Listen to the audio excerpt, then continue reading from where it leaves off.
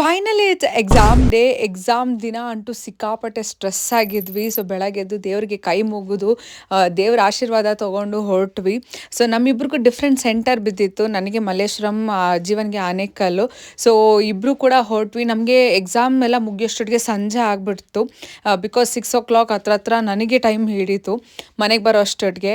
ಹೆಬ್ಬಾಳ್ ಕಡೆ ಹೋಗ್ತಿದ್ರೆ ನಿಜವಾಗ್ಲೂ ಹೇಳ್ತೀನಿ, ಫುಲ್ ಕವರ್ ಮಾಡ್ಕೊಂಡು ಹೋಗಿ. ಈ ಥಂಡಿಗೆ ಆಗ್ತಾನೆ ಇಲ್ಲ. ಬ್ಯಾಂಗ್ಳೂರ್ ವೆದರ್ ನೆಕ್ಸ್ಟ್ ಲೆವೆಲ್ ಆಗಿಬಿಟ್ಟಿದೆ. ಸೊ ಇಬ್ಬರು ಸಂಜೆ ಎಕ್ಸಾಮ್ ಎಲ್ಲ ಮುಗಿಸ್ಕೊಂಡು ಬಂದಾದಮೇಲೆ ಹೊಟ್ಟೆ ಹಸಿತಿತ್ತು ಅಂದ್ಬಿಟ್ಟು ನಾವು ಮಸಾಲೆ ಪುರಿ ಪಾನಿಪುರಿ ತಿನ್ನಕ್ಕೆ ಹೋದ್ವಿ. ನಂಗೆ ಚಳಿ ತಡಿಯೋಕ್ಕೆ ಆಗ್ತಿರ್ಲಿಲ್ಲ, ಗ್ಲೌಸ್ ತೊಗೊಂಡು.